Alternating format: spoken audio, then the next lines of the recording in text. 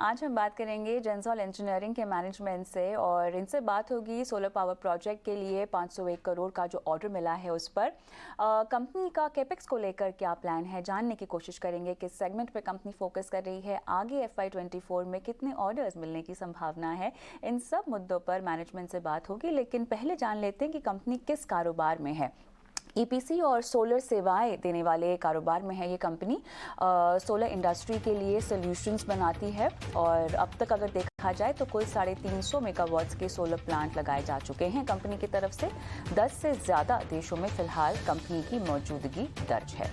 चलिए आगे बढ़ते हैं और हमारे साथ अब अनमोल सिंह जग्गी MD जेंसॉल इंजीनियरिंग जुड़ गए हैं। स्वागत है आपका अनमोल जी हमारी इस पेशकश में।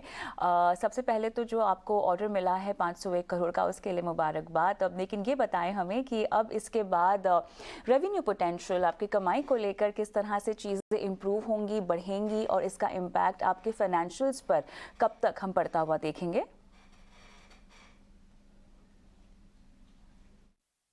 ये जो ऑर्डर है 501 करोड़ रुपए का, जो हम लोगों ने ऑर्डर अभी जीता है फरवरी के महीने में, ये एक्चुअली 5-6 ऑर्डर्स मिलके एक है। इसमें से सबसे बड़ा जो ऑर्डर है वो एक कंपनी कंटिन्यूम एनर्जी करके है, उनसे है, जो एक 180 मेगावाट्स का ऑर्डर है। और फिर हमारे पास में ट्राइडेंट ग्रुप जो कि पंजाब में है, उनका एक बड़ा ऑर्डर है। फिर एम्बर एंटरप्राइजेस करके एक कंपनी है जो कि एसीज बनाती है, स्टॉक मार्केट लिस्टेड भी है, उनका ऑर्डर है। ये सारे ऑर्डर्स जो हैं ये लगभग 6 महीने लगेंगे हमें, 6 से 9 महीने लगेंगे हमें ये एग्जीक्यूट करने में। तो ये जो पूरा 501 करोड़ रुपए का जो हमने ऑर्डर जीता है, ये इस जो अभी फेब्रवरी, आप 15 से ले लीजिए, फेब्रवरी 15 से हम लगभग लगभग Q1 एंड Q2 ऑफ अगले फाइनेंशियल ईयर में हम ये खत्म कर पाएंगे ये सारे ऑर्डर्स। और सबसे इंपॉर्टेंट बात यह है कि ये वाले ऑर्डर्स मिला के अब जेंसॉल इंजीनियरिंग की जो ऑर्डर बुक है वो 1025 करोड़ पे आ जाती है। तो अनमोल जी ये बताएं कि अगर हम बिग साइज ऑर्डर्स की बात करें तो इन पर आपकी नज़र क्या है, योजना क्या है, रणनीति क्या है आने वाली तिमाहियों को देखते हुए? FY23 का जो हमने गाइडेंस दिया हुआ है वो लगभग 400 करोड़ रेवेन्यू का हमारा गाइडेंस है। और हम मुझे ऐसा लगता है कि अभी हम सिर्फ 40 एक दिन बचा है क्वार्टर एंडिंग में, तो लगभग हम अपनी टारगेट पे हैं और हम 400 करोड़ रुपए जो रेवेन्यू करना है इस साल में वो हम कर पाएंगे। अगले साल की हम बात करते हैं तो 1025 करोड़ की ऑर्डर बुक से हम ये एंटर करेंगे ईयर FY24, और ये पूरा का पूरा तो हम एग्जीक्यूट करेंगे ही। इसके अलावा हमारी उम्मीद है कि अगले साल में लगभग सोलर EPC के अंदर में 2000 करोड़ के और ऑर्डर्स हम लोग बैक करने चाहिए। इसमें से कुछ ऑर्डर्स हम FY24 के अंदर ही एग्जीक्यूट कर पाएंगे। तो मेरा मानना है कि FY24 के अंदर में ये वाला पूरा 1025 करोड़ प्लस नया वाली ऑर्डर बुक में से कुछ ऑर्डर, तो हम लोग 1300-1400 करोड़ की रेवेन्यू कर पाएंगे FY24 में। ये सिर्फ जो मैं आपको बता रहा हूँ, ये सिर्फ सोलर EPC का मैं आपको बता रहा हूँ। इसके अलावा जो हमारी मैन्युफैक्चरिंग प्लांट है उसका रेवेन्यू इसके अलावा होगा। बिल्कुल। अनमोल जी आपको थोड़ी देर हमें यहाँ रोकना होगा क्योंकि आंध्रा इन्वेस्टर समिट की शुरुआत हो चुकी है। दर्शकों को फिलहाल वहीं ले चलते हैं।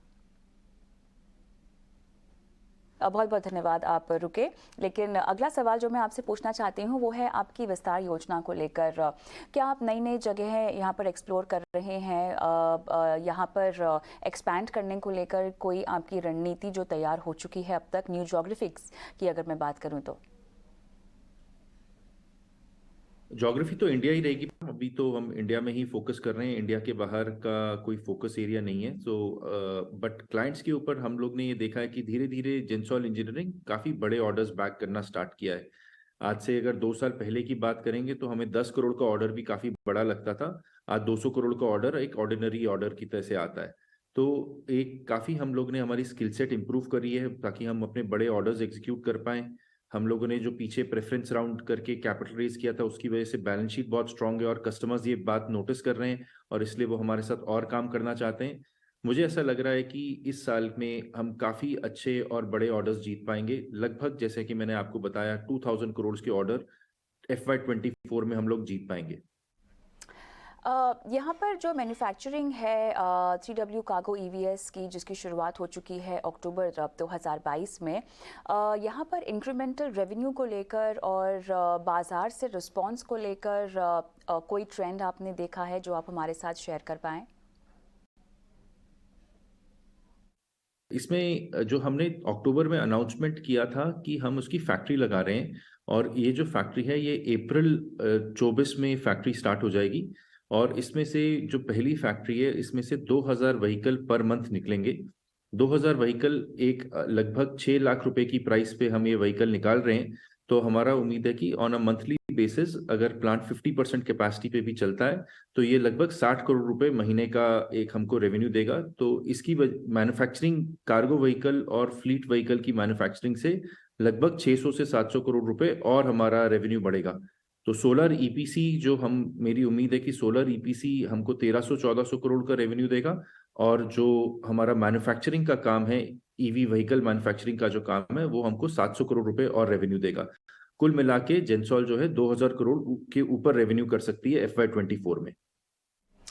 अनमोल जी, सोलर ईपीसी और साथ ही जो ईवी मैन्युफैक्चरिंग में आपने प्रवेश कर लिया है, कहीं ना कहीं जेंसॉल जो है वो फ्यूचर ओरिएंटेड बिजनेसेस पर भी अब फोकस कर रहा है। इसे लेकर आपकी स्ट्रैटेजी क्या होगी, क्योंकि इन सेगमेंट्स में, इन स्पेसेस में कंपटीशन भी बहुत ज़्यादा है, तो कंपटीशन का सामना करने के लिए क्या योजना है?